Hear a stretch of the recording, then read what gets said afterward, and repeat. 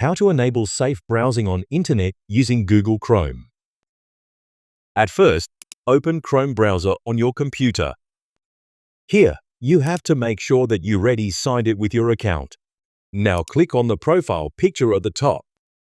Click on Manage your Google account.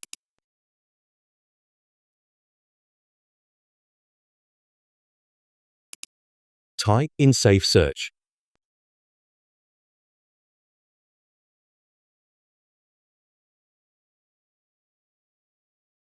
Click on Enhance Safe Browsing for your account. Now, here you will see Enhance Safe Browsing. Click to turn on this feature. Here, click to turn on option. Turn on Enhance Safe Browsing to get faster and more proactive protection against dangerous websites, downloads, and extensions. And done. So that's how to enable safe browsing on Internet using Google Chrome. If you want to turn it off, just do the same procedure. I hope this quick video helps out. Thanks for watching. I will see you in the next video.